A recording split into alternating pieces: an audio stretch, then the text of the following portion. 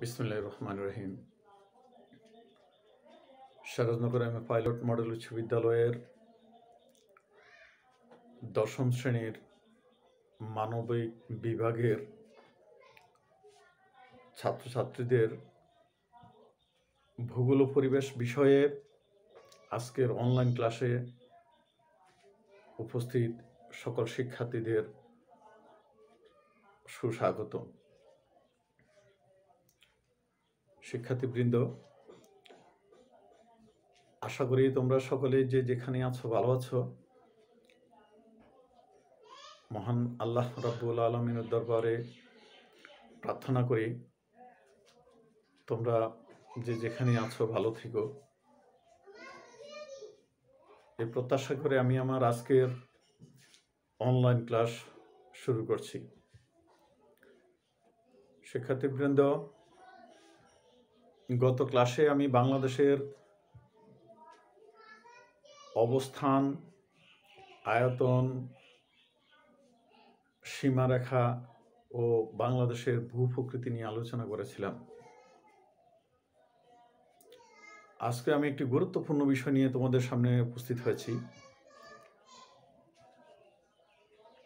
যেহেতু বাংলাদেশ বললেই বাংলাদেশের ভূমি, বাংলাদেশের মাটি, বাংলাদেশের পাহাড়, বাংলাদেশের নদ নদী, বাংলাদেশের জলবায়ু, বাংলাদেশের শিল্প, নানা বিষয় আমাদের সামনে উপস্থিত হয়। পর্যায়ক্রমে আমি একটি বিষয় তোমাদের সামনে আলোচনা করব। আর যদি মহান আল্লাহ রাব্বুল আলামিন আমাদেরকে এই মহামারী করোনা ভাইরাস থেকে মুক্তি দেন, তাহলে হয়তো শ্রেণী কক্ষে তোমাদের সামনে আরও খুঁটিনাটি বিষয় আলোচনা হবে। ততদিনে আমরা অপেক্ষায় থাকি মহান আল্লাহ রাব্বুল আলামিন আমাদেরকে যেন শ্রেণীকক্ষে গিয়ে তোমাদের সামনে কথা বলার তৌফিক দান করেন। শিক্ষার্থীবৃন্দ, আজকে আমি তোমাদের সামনে যে বিষয়টি নিয়ে এসেছি সেটি হলো বাংলাদেশের প্রধান প্রধান নদ নদী। কারণ বাংলাদেশ বললেই চলে আসে সুজলা সুফলা শস্য শ্যামলা আমাদের এই বাংলাদেশ, যেখানে হাজারো নদী জালের মতো ছড়িয়ে ছিটিয়ে রয়েছে সমগ্র বাংলাদেশের ভূখণ্ডে। তবে সবগুলো নদী নিয়ে আলোচনা করতে হয়তো আমাদের পক্ষে সম্ভব না। তারপরে আমরা বাংলাদেশের বড় বড় কয়েকটি নদী নিয়ে তোমাদের সামনে আলোচনা করব। নদীর উৎপত্তিস্থল এবং নদীর শেষ সীমানা এবং নদীর চলার পথের অবস্থান ইত্যাদি নিয়ে তোমাদের সামনে আলোচনা করব। শিক্ষার্থীবৃন্দ, বাংলাদেশে প্রায় 700-র মতো নদী আছে। অধিক সংখ্যক নদী থাকার কারণে বাংলাদেশকে নদীমাতৃক দেশ বলা হয়। এই জন্য এই দেশের মানুষের জীবনযাত্রা, এই দেশের মানুষের সাংস্কৃতিক ও অর্থনৈতিক কর্মকাণ্ড ইত্যাদি এই নদীর উপর প্রভাব বিস্তার করে। পদ্মা, মেঘনা, যমুনা, ব্রহ্মপুত্র, কর্ণফুলী এগুলো আমাদের প্রধান প্রধান নদ নদী। এই নদীগুলো উপনদী ও অনেকগুলো শাখা নদী নিয়ে বিস্তৃত। উপনদী ও শাখা নদী সহ বাংলাদেশের নদীর মোট দৈর্ঘ্য 22,155 কিলোমিটার। আমরা প্রথমেই পদ্মা নদীর গতিপথ নিয়ে আলোচনা করব। বাংলাদেশের অন্যতম বৃহত্তম নদী পদ্মা। গঙ্গা নদী হিমালয়ের গঙ্গোত্রী হিমবাহ থেকে উৎপত্তি লাভ করেছে। এরপর প্রথমে দক্ষিণ পশ্চিম ও পরে দক্ষিণ পূর্ব দিক থেকে প্রবাহিত হয়ে ভারতের হরিদ্বারের নিকট একটি সমভূমিতে পড়েছে। এরপর ভারতের উত্তরপ্রদেশ ও বিহার রাজ্যের মধ্য দিয়ে প্রবাহিত হয়ে পশ্চিমবঙ্গের মুর্শিদাবাদ জেলার দুলিয়ান নামক স্থানে ভাগীরথী নামে এর একটি শাখা বের হয়ে পশ্চিমবঙ্গের মধ্য দিয়ে বঙ্গোপসাগরে পড়েছে। পদ্মা নদীর মূল প্রবাহ রাজশাহী অঞ্চলের দক্ষিণ পশ্চিম প্রান্তে প্রায় 145 কিলোমিটার পর্যন্ত পশ্চিমবঙ্গ ও বাংলাদেশের সীমানা বরাবর এসে কুষ্টিয়া জেলার উত্তর পশ্চিম প্রান্তে বাংলাদেশে প্রবেশ করেছে।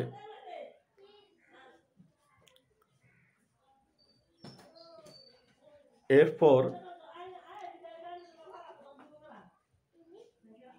দৌলতদিয়ার নিকট যমুনা নদীর সঙ্গে মিলিত হয়েছে।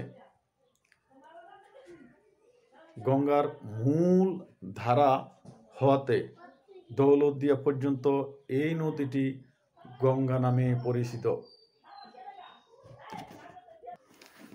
তবে বাংলাদেশে প্রবেশের পর থেকেই স্থানীয়ভাবে অনেকেই এইটাকে পদ্মা নামেই চেনে। গঙ্গা ও যমুনার মিলিত ধারা পদ্মা নামে দক্ষিণ পূর্ব দিকে প্রবাহিত হয়ে চাঁদপুরের কাছে মেঘনার সঙ্গে মিলিত হয়েছে। এই তিন নদীর মিলিত প্রবাহ মেঘনা নামে বঙ্গোপসাগরে পতিত হয়েছে। বাংলাদেশের গঙ্গা পদ্মা বিধৌত অঞ্চলের আয়তন হচ্ছে 34,188 বর্গ কিলোমিটার। কুমার, মাথাভাঙ্গা, ভৈরব, গড়াই, মধুমতি, আড়িয়াল খাঁ এই নদীগুলো হচ্ছে পদ্মা নদীর প্রধান শাখা নদী। পুনর্ভাবা, নাগর, পাগলা, কুলিক, ট্যাঙ্গন, মহানন্দন হচ্ছে এটির উপনদী। তাহলে শিক্ষার্থীবৃন্দ, আমরা জানতে পারলাম যে পদ্মা নদী গঙ্গোত্র হিমাবহ থেকে উৎপত্তি লাভ করে ভারতের কিছু অংশ, ভারতে কিছু পথ অতিবাহিত হওয়ার পরে মুর্শিদাবাদ জেলা পর্যন্ত এসে এর একটি প্রবাহ সরাসরি বঙ্গোপসাগরে চলে যায় পশ্চিম দিকে, দক্ষিণ দিকে। আর একটি অংশ রাজশাহী প্রান্ত দিয়ে, যেটি বাংলাদেশে প্রবেশ করে, আমরা বলছিলাম যে কুষ্টিয়া জেলার প্রান্ত দিয়ে বাংলাদেশে প্রবেশ করেছে এবং এটিকেই আমরা গঙ্গা নামে চিনি বা আমাদের এলাকায় স্থানীয়ভাবে বাংলাদেশে প্রবেশ করার পর অনেকেই পদ্মা নামেই জানে। এবং এই পদ্মা নদী একসময় দৌলতদিয়া হয়ে চাঁদপুরে মেঘনার সাথে মিলিত হয়েছে, তারপর সমাপ্তি হয়েছে বঙ্গোপসাগরে। আমরা এবার যাব আরেকটি গুরুত্বপূর্ণ নদী, ব্রহ্মপুত্র। এই নদ হিমালয় পর্বতের কৈলাসশৃঙ্গের নিকটে মানস সরোবর থেকে উৎপত্তি হয়ে প্রথমে তিব্বতের উপর দিয়ে পূর্ব দিকে ও পরে আসামের ভিতর দিয়ে পশ্চিম দিকে প্রবাহিত হয়েছে।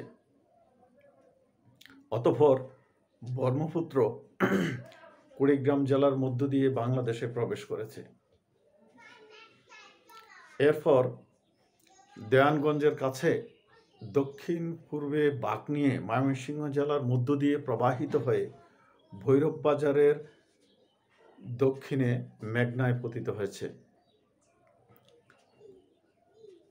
ব্রহ্মপুত্রের প্রধান উপনদী হলো ধরলা ও তিস্তা এবং শাখা নদী হলো শীতলক্ষ্যা।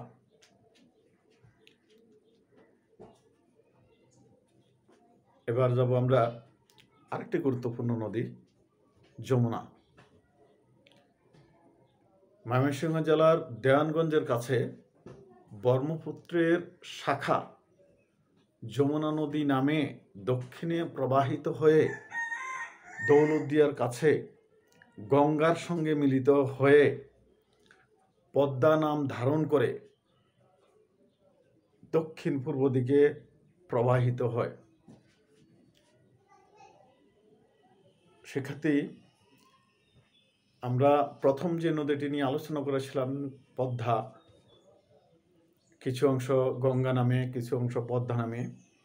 তো সেই পদ্মা নদীর সাথে যমুনা নদী দৌলতদিয়ার কাছে এসে মিলিত হয়ে দক্ষিণে চাঁদপুর পর্যন্ত পদ্মা নাম ধারণ করে প্রবাহিত হয়। করতোয়া, আত্রাই যমুনার প্রধান উপনদী, ধলেশ্বরী শাখা নদী, এবং ধলেশ্বরী শাখা নদী হচ্ছে বুড়িগঙ্গা। আমাদের আলোচনায় এবার আমরা যাব আরেকটি গুরুত্বপূর্ণ নদী, মেঘনা। আসামের বরাক নদী নাগা মণিপুর অঞ্চল থেকে উৎপন্ন হয়ে সুরমা ও কুশিয়ারা নামে বিভক্ত হয়ে বাংলাদেশের সিলেট জেলায় প্রবেশ করেছে। উত্তরের শাখা সুরমা পশ্চিম দিকে সিলেট, ছাতক, সুনামগঞ্জ শহরের পাশ দিয়ে প্রবাহিত হয়েছে। আজমিরিগঞ্জের কাছে উত্তর সিলেটের সুরমা, দক্ষিণ সিলেটের কুশিয়ারা নদী এবং হবিগঞ্জের কালনী নদী একসঙ্গে মিলিত হয়েছে। পরে কালনী, সুরমা ও কুশিয়ারার মিলিত প্রবাহ কালনী নামে দক্ষিণে কিছু দূর প্রবাহিত হয়ে মেঘনা নাম ধারণ করে। মেঘনা ভৈরব বাজারের দক্ষিণে পুরাতন ব্রহ্মপুত্র নদের সঙ্গে মিলিত হয়ে দক্ষিণ পশ্চিমে প্রবাহিত হয়ে চাঁদপুরের কাছে পদ্মার সঙ্গে মিলিত হয়েছে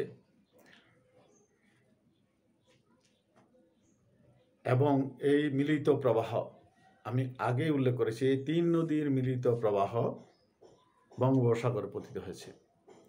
বাংলাদেশের মেঘনা বিদ্যুৎ অঞ্চল হচ্ছে 29,785 বর্গ কিলোমিটার। মেঘনা নদীর প্রধান উপনদীগুলো হচ্ছে মনু, বাউলাই, তিতাস, খুমতি ইত্যাদি। আমরা আলোচনা প্রায় শেষ পর্যায়ে চলে এসেছি।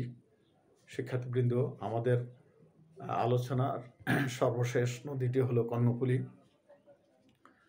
যে নদীটি আমাদের অর্থনৈতিক উন্নয়নে, সকল নদী অর্থনৈতিক উন্নয়নে ভূমিকা রাখে, তার মধ্যে কর্ণফুলী নদীর ভূমিকা অনেক গুরুত্বপূর্ণ। এই নদীটি আসামের লুসাই পাহাড় থেকে উৎপন্ন হয়ে প্রায় 274 কিলোমিটার দীর্ঘ কর্ণফুলী নদী রাঙ্গামাটি ও চট্টগ্রাম অঞ্চলের মধ্য দিয়ে প্রবাহিত হয়ে বঙ্গোপসাগরে পড়েছে। এটি চট্টগ্রাম ও রাঙ্গামাটির প্রধান নদী। কর্ণফুলীর প্রধান উপনদী কেশালং, হালদা এবং বোয়ালখালী। কাপ্তাই নামক স্থানে কর্ণফুলী নদীতে বাঁধ দিয়ে কর্ণফুলী পানি বিদ্যুৎ কেন্দ্র স্থাপন করা হয়েছে। আর বাংলাদেশের যে সবচেয়ে বড় যে প্রধান সমুদ্র বন্দর, সেই বড় এবং প্রধান সমুদ্র বন্দরটি চট্টগ্রামের কর্ণফুলী নদীর তীরেই অবস্থিত। শিক্ষার্থীবৃন্দ, আমার এতক্ষণের আলোচনা থেকে আশা করি তোমরা বাংলাদেশের নদ নদী সম্পর্কে এবং এই নদীগুলোর উৎপত্তি, নদীর চলার পথ ইত্যাদি সম্পর্কে তোমরা কিছু শিখতে পারবে এই আশা করে আমি আজকেই তোমাদের কাছ থেকে বিদায় নেব। বিদায় নেওয়ার আগেই তোমাদের প্রতি আমার ছোট্ট একটু অনুরোধ, তোমরা যার যার অবস্থান থেকে যার যার বাসায় অবস্থান করবে, কিছুক্ষণ পর পর সাবান বা ছড়া দিয়ে হাত পরিষ্কার করবে, মাস্ক ব্যবহার করবে, ঘরের প্রয়োজনের যদি ঘরের বাইরে যেতে হয় তাহলে মাস্ক পরিধান করে যাবে এবং জনসম্মুখ এড়িয়ে চলবে। এই প্রত্যাশা রেখে আমি আজকে তোমাদের কাছ থেকে বিদায় নিলাম। আল্লাহ হাফেজ।